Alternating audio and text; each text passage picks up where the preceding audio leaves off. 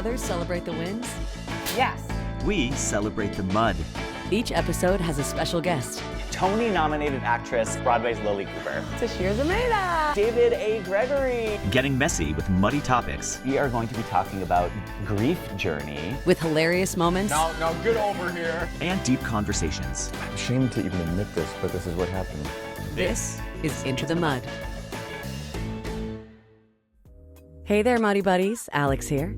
Before we dive in, we're excited to share that in this next episode is our first two-parter. In part one, we sit down with Natalie Diaz, a Maui-based licensed therapist and wellness and career coach who gets muddy about her journey from high-stakes, high-hustle corporate life in New York to building a slower, more sustainable life and practice in Hawaii. We talk about recalibrating the nervous system, unlearning grind culture, and building a career that isn't just about profits for the elite few. Then next week, Drew and I get a little vulnerable as Natalie gently coaches us through some of our current muddiness. So stay tuned for both parts. We promise it's worth the ride. Stay muddy, friends. Hello, everybody, and welcome back to Into the Mud podcast. While others celebrate the wins, We celebrate the mud.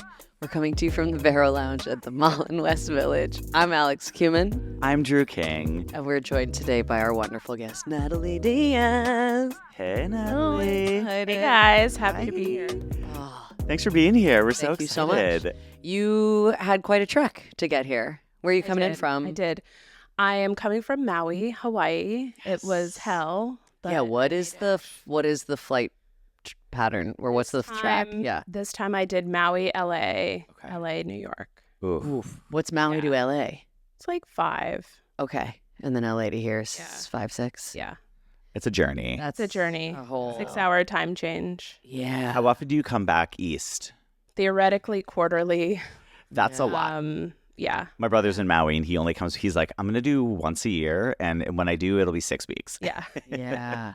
Yeah. Because it's such a trek. It's a lot. So you It's really a gotta lot. go, yeah. Yeah. And there's no such thing as a direct flight to Hawaii, is there? There is. So exists. Hawaiian Air flies from JFK direct to Honolulu. Whoa. Pretty cool. I've done that flight once. Wow. And you just prepare to live there. Yeah. What You is know it, like You're just 12, like, 13 this hours? Is where I live now. Yeah. Oh my God. Yeah. The longest Holy direct I've moly. ever done was JFK to Bangkok, and that was 17 hours. That's intense. That 17 hours on a plane, you go you start to go crazy. nutty. I was like making friendship bracelets. I was doing coloring books. I was like, Yeah. I took 7 naps. When did you go to Bangkok, or when did you? When I was at Fordham in college, we had like a global outreach trip, and we went and like taught English in the middle of nowhere in Of Thailand. course, yeah. Yeah, Love Jesuit that. universities. I know. Absolutely. Well, so they're like, oh my God, we're changing the world Changing lives. by going to teach kids English. Look at all the amazing things we did, and we're just like, this is It embarrassing. changed you more than it changed them. Yeah, literally, it's a little bit cringy. No, it's, I mean, like, But every, beautiful, yeah. beautiful, beautiful, beautiful country. Amazing. Love that. So we have so much to talk about today. I'm so stoked. And you have such an extensive, incredible bio. So you're a success coach, a licensed psychotherapist, changemaker, and former corporate executive who helps high achievers break free from lives that look good on paper but feel misaligned, disconnected, and unsustainable. Thank God you're here. Thank God you're here. Really and Yes. truly. You were in corporate America, chief of staff and executive in the real estate industry, and then talk to us about like what that was like and where you transitioned into and what sort of pulled you to that decision. Yeah. So I was living here in New York for 15 years. About a year out of college, I got a job working as an assistant to the founder and CEO of a real estate company, Okay. global real estate investment and development firm. I didn't know what I wanted to do, like career-wise. I was super young. I knew someone who knew someone that I was replacing. I was one of 2 assistants to this guy, this like big, again, international company. The portfolio is valued at $5 billion. It's very significant. Awesome. But he also owns a arts nonprofit in the Hudson Valley. He also owns a literary agency. He's a major philanthropist, political actor, and activist. So there were all of these other parts of his life that I was like, I could learn a lot if I work very closely with this Yeah. person. So I'll take this job. It's paying me more than I'm earning right now and just see what happens. fast forward 13 years, and we're still working together in some capacity, but I essentially moved up from an assistant to chief of staff of the firm, and then I oversaw multiple segments of the business, essentially all of the non-real estate segments of the business. I'm not a real estate investor, analyst. Well, I am an investor. I'm not a real estate like analyst, deal maker. Like I don't care. I don't want to. I'm not. But I have all of these other strengths, which, you know, I was able to grow in that role and did that job for a while, which felt, it felt purposeful. It felt meaningful. I had power and influence that I was able to use in a way that felt good. Because you were overseeing like some of the arts programming and stuff, or like the So I was overseeing HR, including policies. So that's where I had the biggest impact. Policies around hiring, around DEI. Great. I designed and implemented the firm's first ever parental leave policy, you know, before we had like the bare minimum. So like I was doing all this stuff that felt good. I also oversaw marketing, PR, communications, and then I worked on a few specific projects as well, including some art projects.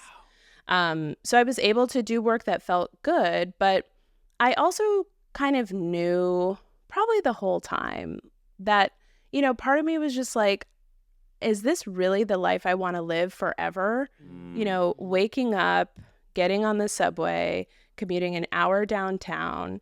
My days were crazy, back to back. I could only imagine. So much responsibility, which I could handle and I did well, but it was also just like everything that I'm doing here, this private real estate company, this is creating profit for a very small group of people. Yep.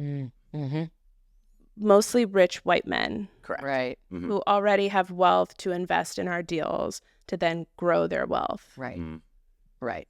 And so at the end of the day, it was kind of like, okay, I'm earning something. Like I'm doing all right. I'm doing work that feels good. Yeah. And like I was in it for a while, but after a while I was kind of like, I want to do my own thing.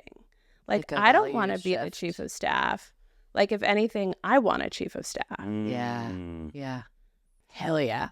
Good for you. I mean, that's the greatest. So then you were like, okay, like I'm going to step out of this and I'm going to go into like or I guess life coaching is essentially where it led you, or career coaching. Well, it's been a windy road. Okay. So during COVID, summer 2020, George Floyd, that's when I really had my like real wake up call. Because again, this voice, I was connected with this voice for a long time, but the thought of leaving or like what's next or what would I do, like that just felt impossible. Yeah. Because in my mind, it was like, if I leave and do something different, it has to be better than this.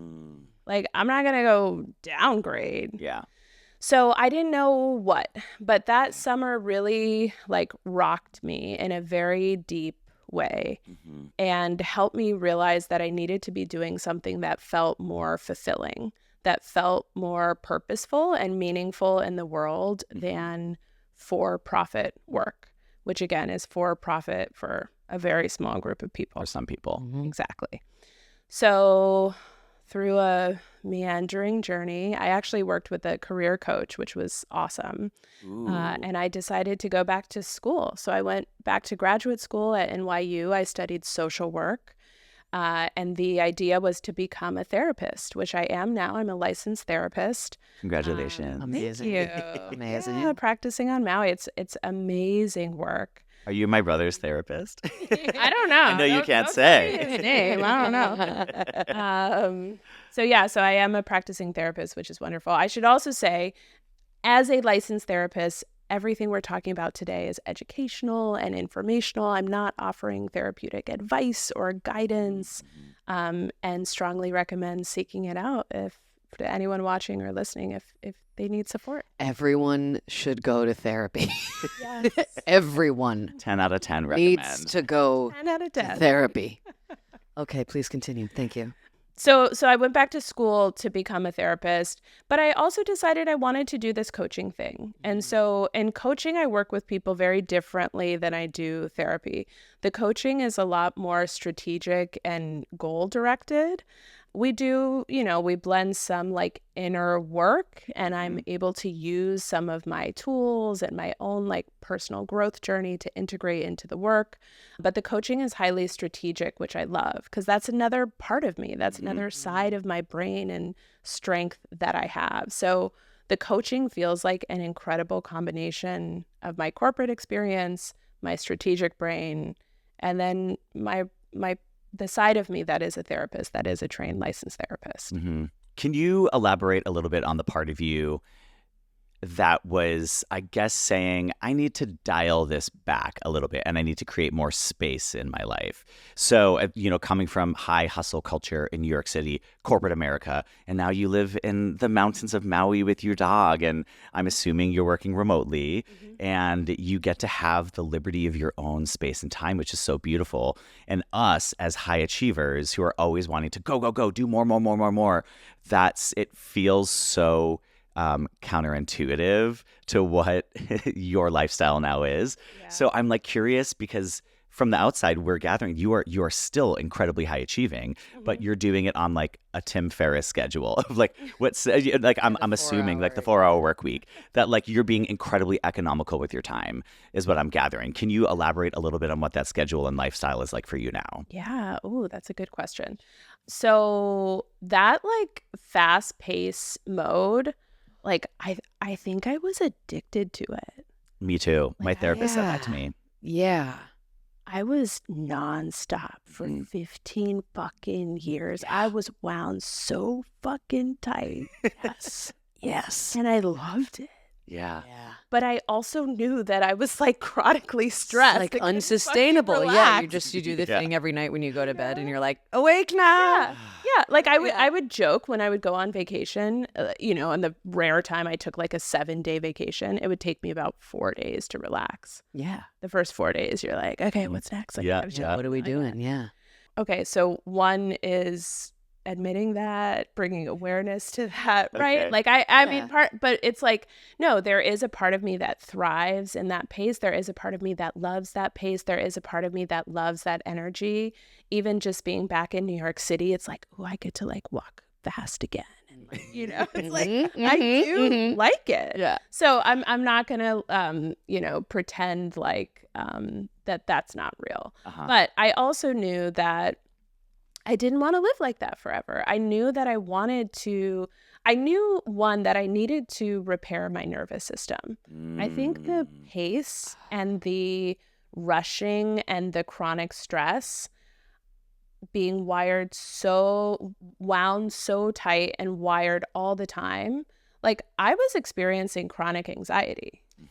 Can you talk a little bit about nervous system overload? Either for you in particular, or if you, in your practices or anything, can give specific symptoms, because I think I know that I feel it. And I'm sure there are lots of other people that feel like that. Yeah. I mean, it can look like a lot of different things. For me, it was that chronic stress and that pace and that just like energy that I couldn't relax. For me, it was also showing up as anxiety, as chronic anxiety. I think it can also look like, say, hypervigilance, right? Like always being aware of what's going on. It can look like burnout, symptoms of burnout, insomnia, sleep problems, gut issues, high blood pressure, hypertension. Like the list goes on and on. The physical, medical impacts of chronic stress. And so how does one go from that place of chronic stress to relaxation or reprogramming your nervous system? Well, that's a big question, and it's a big job. And I do believe that it's really hard to fully do if you're in the same environment and living the same lifestyle. I think it really does take some serious shifts if you like actually want to deeply start to heal your nervous system. Like I'm still in the process of healing my nervous system, having moved to Hawaii 9 months ago. Like I'm still unwinding.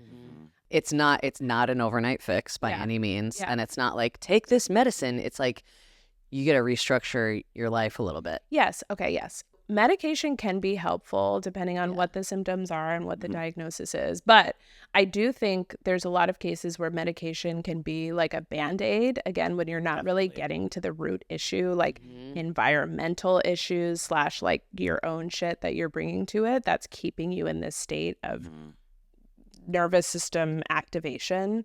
Another important key is a lot of times to deal with stress, people think that dealing with the stressor is the thing, right? So like I'm stressed about this big meeting I have coming up. So, okay, when the meeting's done, like everything's fine. Okay, the meeting's done. That's great. But stress creates a physiological response in our body. And so in order to actually actively manage the stress, you have to physically move the stress through and out of your body. So there's various ways to do this. Movement is one, exercise, going on a walk, dancing, and embrace. I think it's like an embrace of 2 minutes or more or something like that. Starts to trigger the feel-good hormones in the brain. So there's like different ways to do it. But when I learned that, exactly. Touch? I was like, does touch help? Just touch. Touch? I'll embrace you. There you go. Embrace me. When I learned that, I started implementing a daily movement practice, and that like really significantly helped me manage my stress.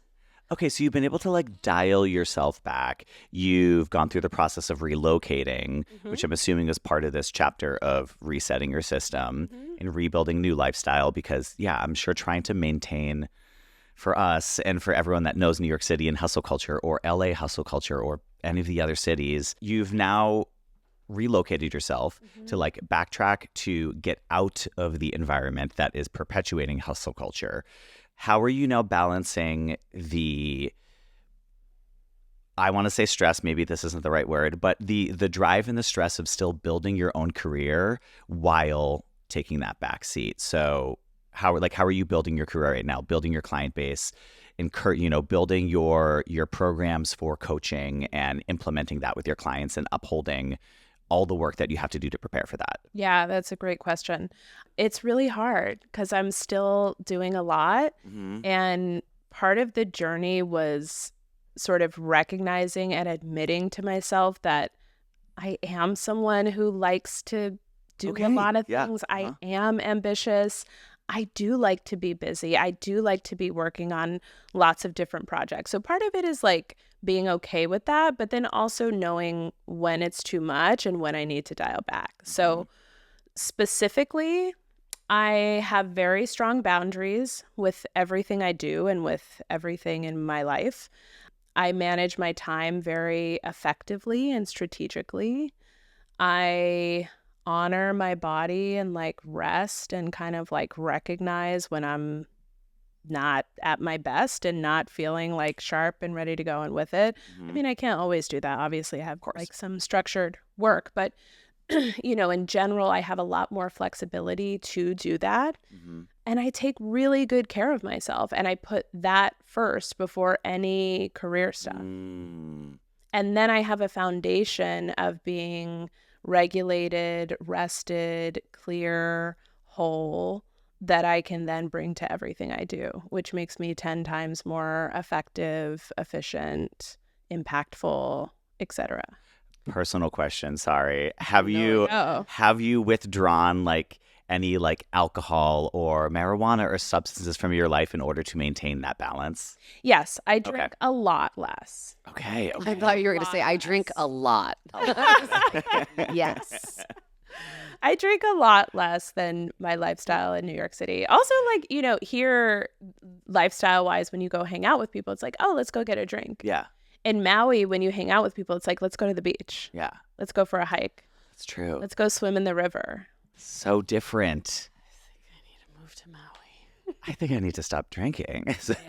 I need a significant break. No, that the taking care of yourself before your work is that's something that I've been really paying attention to lately. When I'm tired, when I get bad sleep, which is most of the time because of my job and because I'll go through periods where I'm like, yeah, you can drink, like have some fun, party. And then I'll go through periods of not drinking at all. But the stress of working really late, the adrenaline of being around people all the time and performing leads to just the worst sleep. I just get awful sleep, and I can, it's like clockwork. I get bad sleep. I wake up the next day. I'm groggy in the morning. I'm in a bad mood. I have no energy. I have no focus.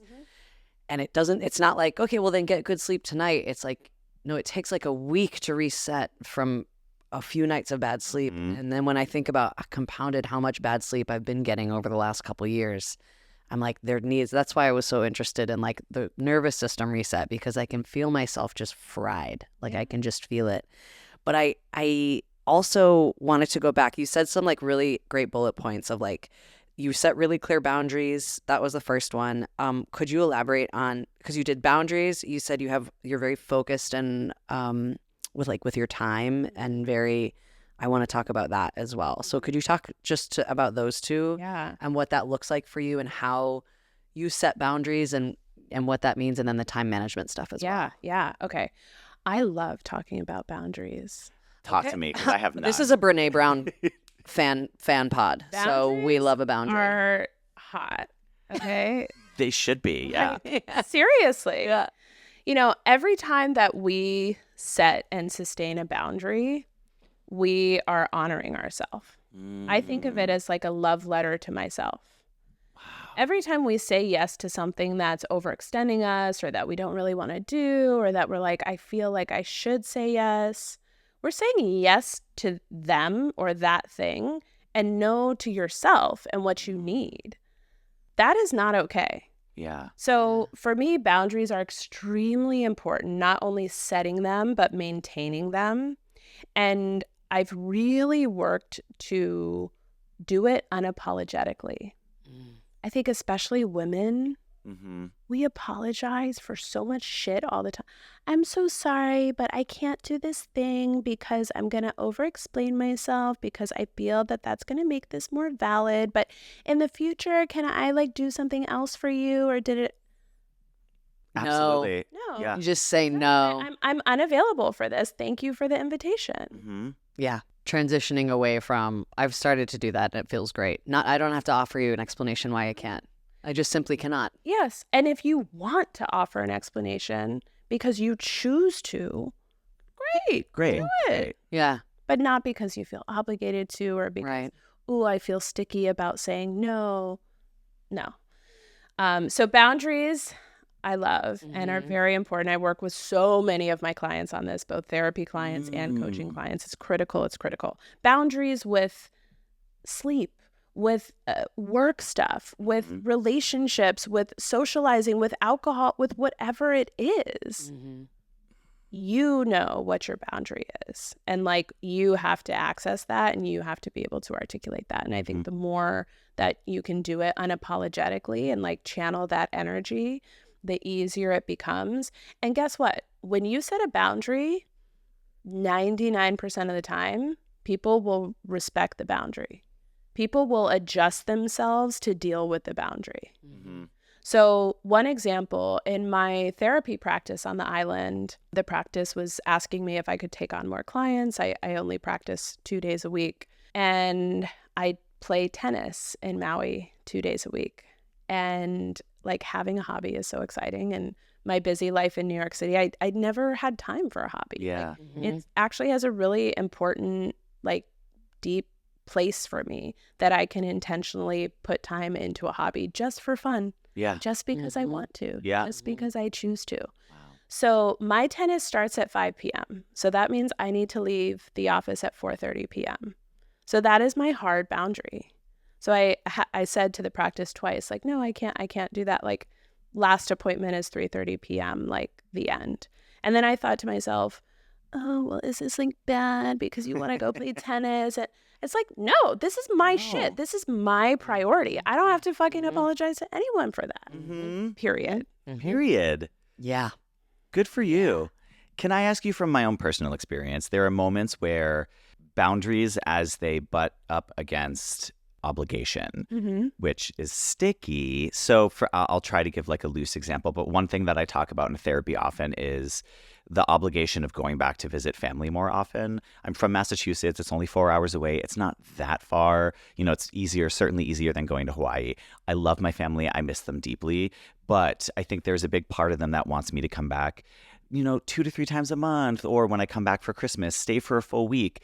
But I am now at the point where I've started to set boundaries of, I want to sleep in my own bed. I don't want to sleep on a deflating air mattress in the basement. Like, I don't have the money to spend on a car. I've been commuting back and forth to Massachusetts for 20 years. So I'm like pulling back, but I feel my family is always understanding of it, but there's pushback where they're like, but you really should be giving more time and coming more. So I feel like I've set up boundaries, but I get like unspoken resistance from it. And then I feel guilty about it. So how do you deal with people who are setting a boundary and then out of obligation, either changing it or feeling guilty about the boundary they've set? Well, I think taking your example, you probably do have some guilt about that, right? Because like we all have plenty guilt and shit with our family and what we should be doing and not be doing. So I would say you should sit with that, process that, and come to peace with it. Because when you sit with it, when you process it, you might come to a place of, oh, okay, I know why I'm feeling this guilt. It's because I love my family. I know they want me to visit more. But I also know that I need to release this because I'm a grown-ass man and I have my own life and I choose what to do. And I am giving all that I can and I'm going to be okay with that. And I would say in terms of like the comments from family, address it with them if you want to. Yeah. You know, hey, like you may have noted I'm coming less often. This is why. It would be really wonderful for me if you respect that, if you support that, and if you know that I love you and I'm doing it as much as I can to come and visit because I value our time together. Of course, yeah. That's great. That's a beautiful answer. But I think in general, I mean, the general question, it's like, yeah, you might run into those sticky situations and then you kind of have to deal with it. And I think it's all situation specific. Yeah. But again, it's kind of like checking in with yourself, what's true to you, what's right for you, honoring that. And then if you need to have additional communication about that, doing it. And most people in our lives who are truly for us, who truly love us, friendships, family, whatever, they're going to get it and respect it. Even if on some level, they're also kind of let down, right? Both are true. Yeah, both can be true at the same time. Totally. Yeah. Well, something that we kicked back and forth in our pre-podcast questions were like the stuff that comes up like from childhood, right? So like the guilt of setting boundaries. Like I think about the guilt of setting boundaries, or like if you learned as a child that speaking up for yourself or setting a boundary was dangerous or would result in you losing in some capacity, that it does also take an extra push forward of figuring out how to speak those boundaries and learning how to sit in the discomfort of, I think that's something I've been doing a lot these last several years, is being like, this is uncomfortable for me and I just have to acknowledge that it might be a little uncomfortable to set boundaries at first, but each time I do it, it gets more comfortable. And the result is more whole living on my part, you know? But it is, I think, again, we're so resistant to discomfort. We're so resistant. And we say, oh, if it's uncomfortable, then it's not worth it, or I don't want to deal with it. But you just have to, like, sometimes you have to push through that discomfort. I mean, just on the topic of discomfort, like, we as humans do so many things to protect ourselves from discomfort. Yep. Even though discomfort's not going to kill us. Particularly in 2025, we have completely aligned our lives with how we can live most comfortably in every sense of the word, right? So like, I want this food delivered to me right now. So I'm going to click this button on my phone. Yeah.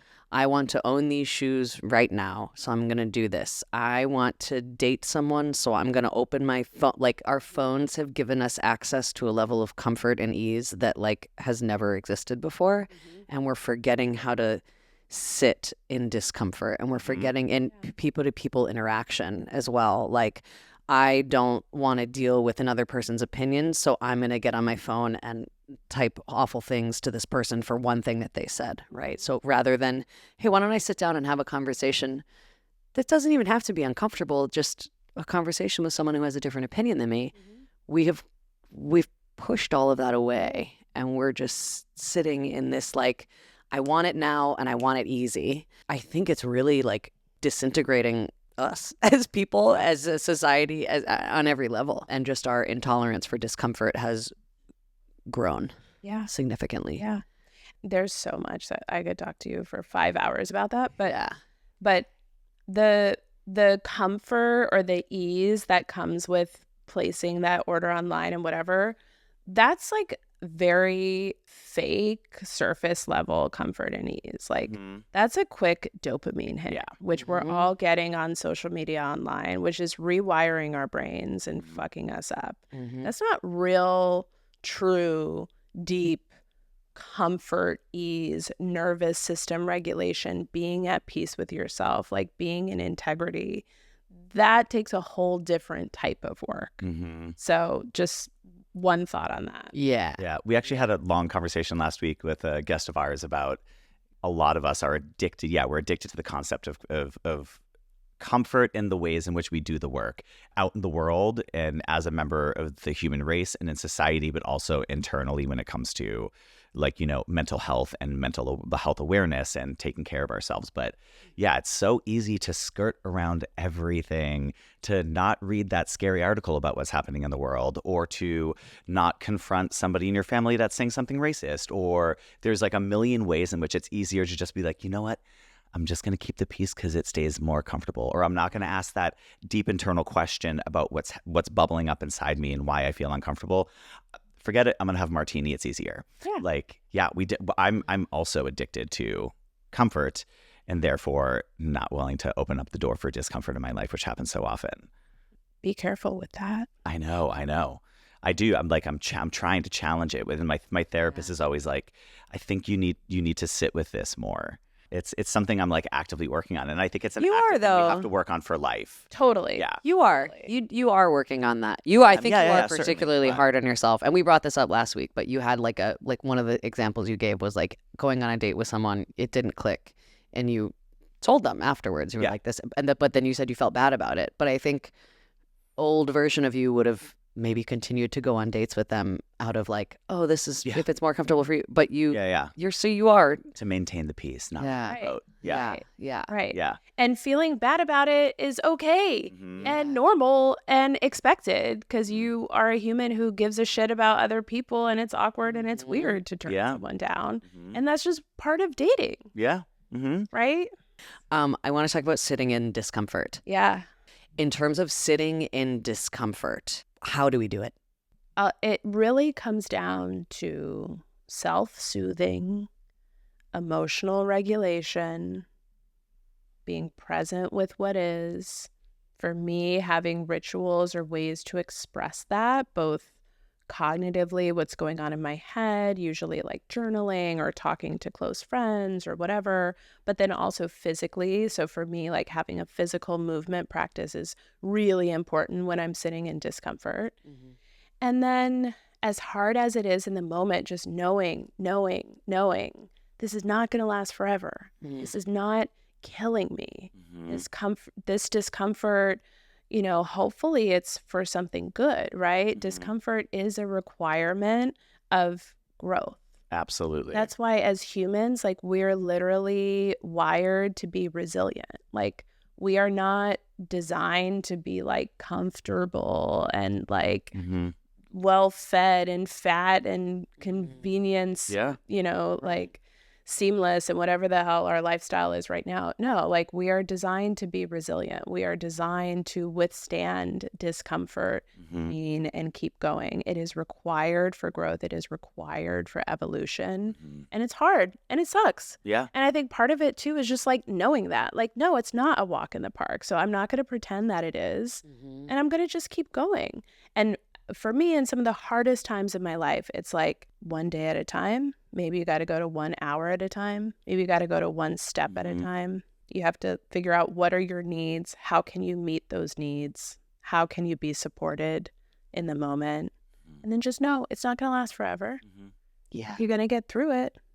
and you just got to keep going. You've gone through it before, and you'll get through this one as well. Yeah. Yeah. Do you have history of, I'm sure you do, as we all do you have history of reaching for vices in moments of discomfort, of being like, I just want to forget the discomfort for right now, so I'm going to eat this candy bar, I'm going to have that drink, I'm going to Totally. swipe on TikTok. Like, Totally.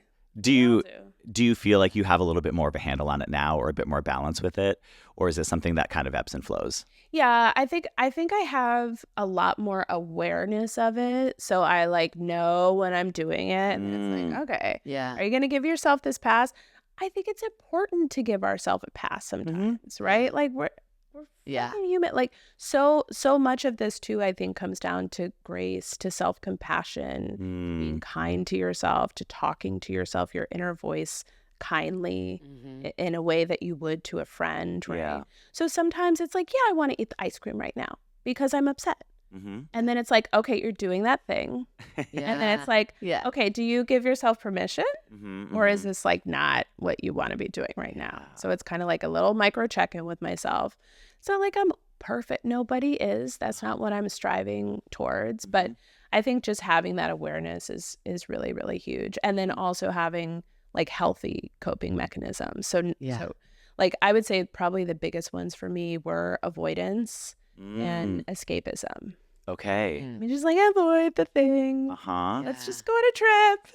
Yeah. I like that. It's interesting because I feel like mine are like definitely alcohol. I've started to ask myself when I really want to drink, I'll be like, do you want this because it's going to like be a fun little enhancement to this already fun time that you're having? Or are you doing this because you want to, because you don't like the way you're feeling right now and you want to numb that or cover it up?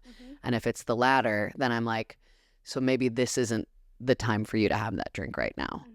I think with like avoidance and escapism, I think those are kind of like in disguise almost. I think we always think of like overeating, overconsuming, smoking, party, whatever. Those are like the main like vices that people reach for. And so it could almost be like framed as like, oh no, it's like healthy. You're going to like do something. You're going to go do this thing. So I think that's an interesting thing to like keep in mind as well, that avoiding and escapism can also to the extreme be not good for you. Totally. Yeah. And I think the busy corporate life I was living here, it's like, okay, you go to yoga in the morning and then you do the sauna cold plunge at night. Okay, and then let's book the yoga retreat to try to heal my fucking burned out nervous system that's wired as fuck. So then let's spend $3,000 and go to Mexico for 5 days. And then let's go out with my friends and get drunk. And then let's go do that. And then let's post that to Instagram. And then let's da-da-da-da-da-da. Those are coping mechanisms. A lot of that for me was avoidance and escapism. Wellness really comes down to simple things that are available to all of us.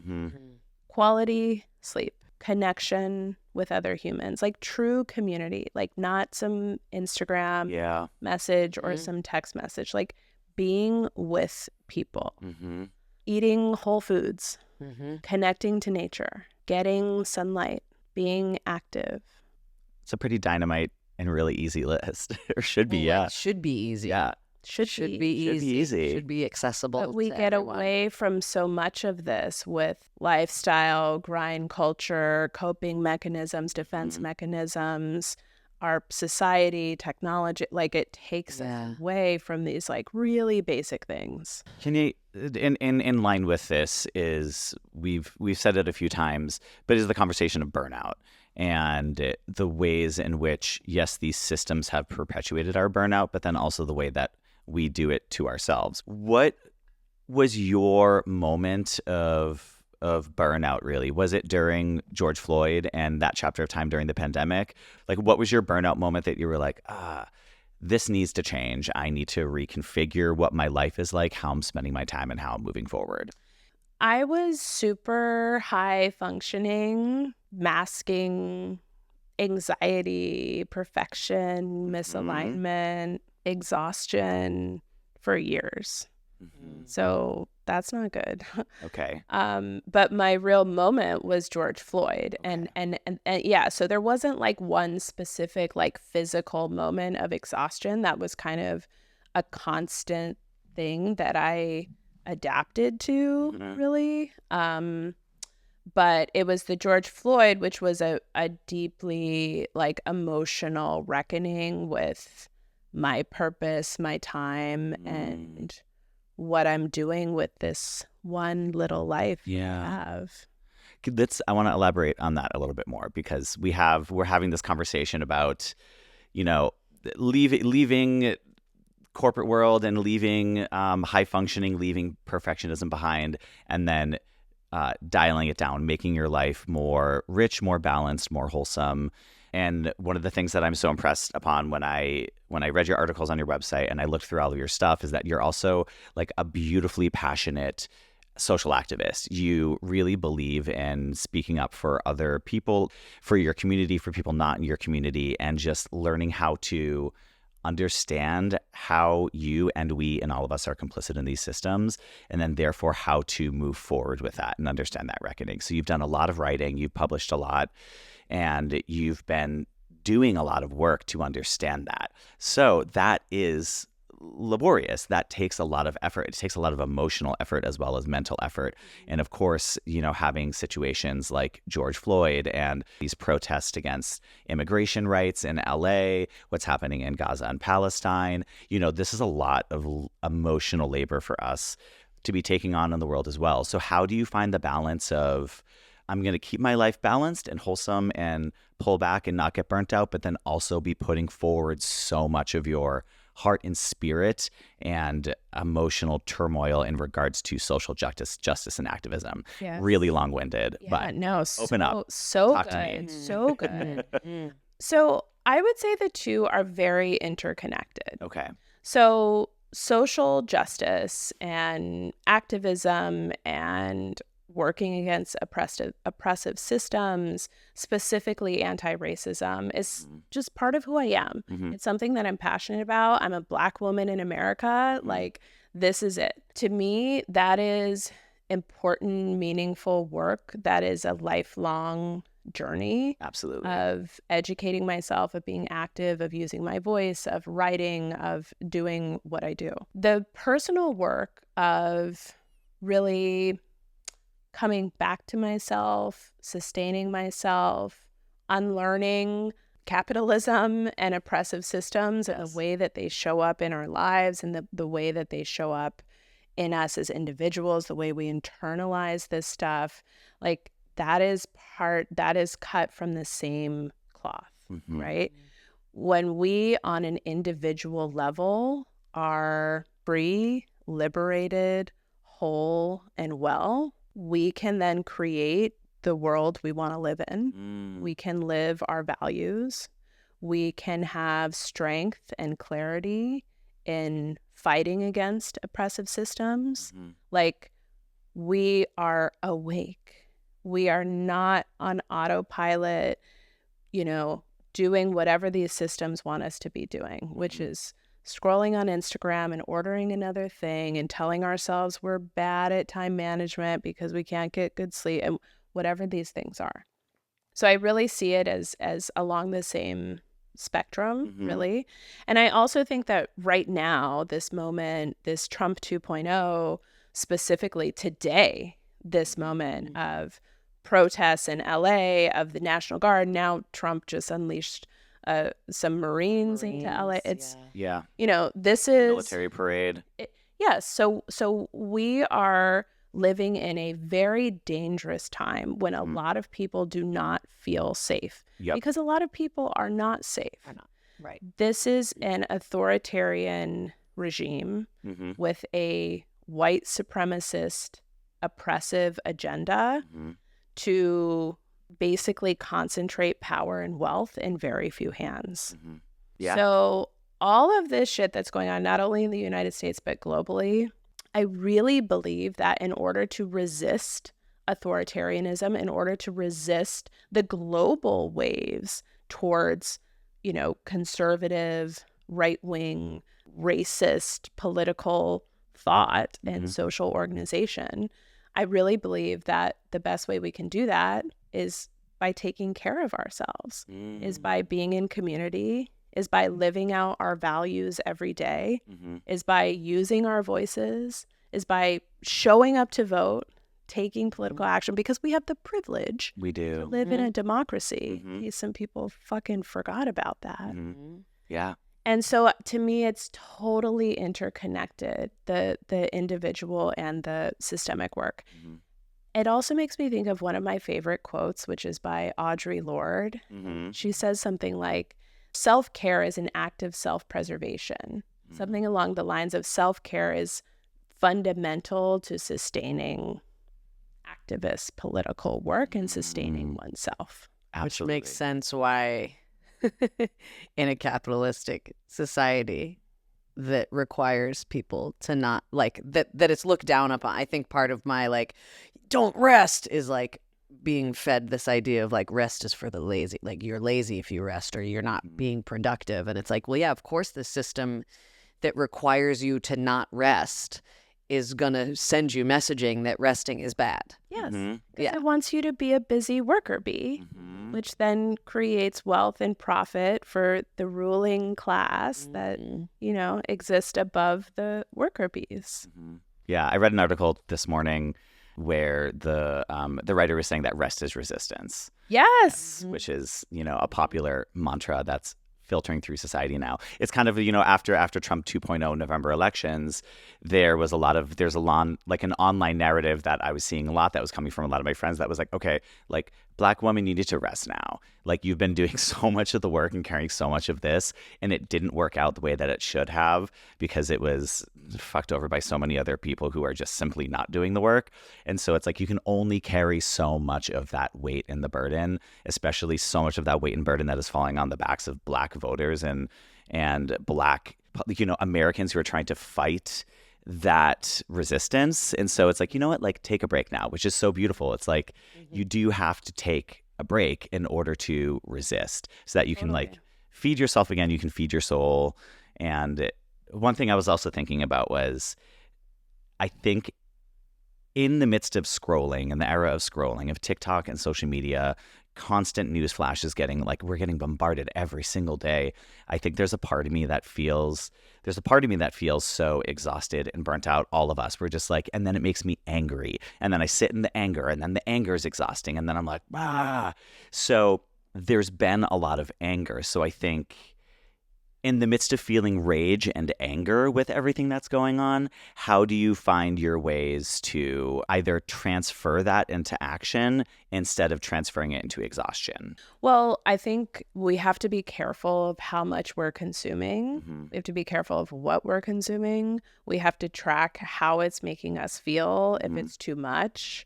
Like, we have to put up that boundary. Yeah. And going back to boundaries, we have to put up that boundary with what we're consuming and how much.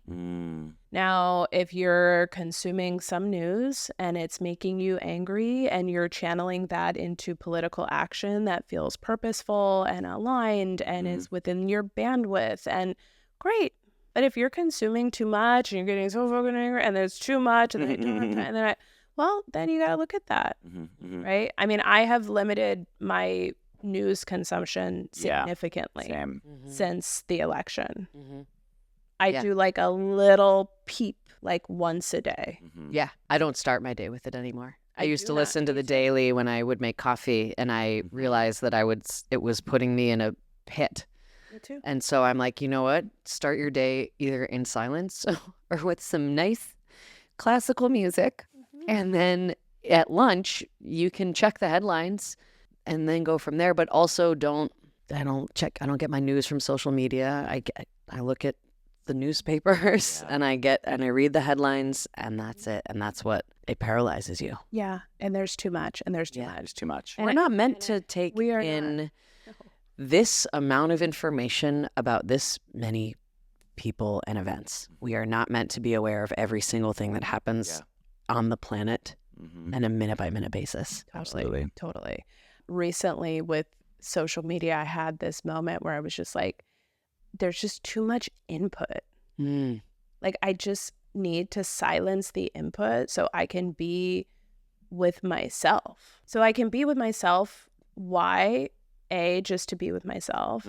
B, because I want to connect with my knowing. C, because I want to access creative thought. I want to produce work that feels meaningful that's in there that I can't access when my brain is processing all kinds of fucking input from some weird video of someone, you know, like cutting a watermelon in a weird shape to then like horror in Gaza to then like someone's grandma dancing in the kitchen. Like that's in 30 seconds. The whiplash of buy this tank top to a kid in Gaza, and you're just like, what the I've been trying to do a create before you consume mantra. So each day I'm like, I don't even open social media until I have journaled, done reflection, done my little gratitude, and then I give myself permission to check. And even then I'm like, you still got to cut it down. But I really love the idea of create before you consume. I love that. So Yeah. Wow. And that's it for part 1 with Natalie Diaz. We hope you join us next week for part 2, where Alex and I put Natalie's coaching to the test as we dive into some of our own muddy struggles. Think real-time coaching, actionable advice, and maybe a few surprising revelations. You don't want to miss it. Thanks for listening, and be sure to like, follow, and subscribe, and we'll catch you next week.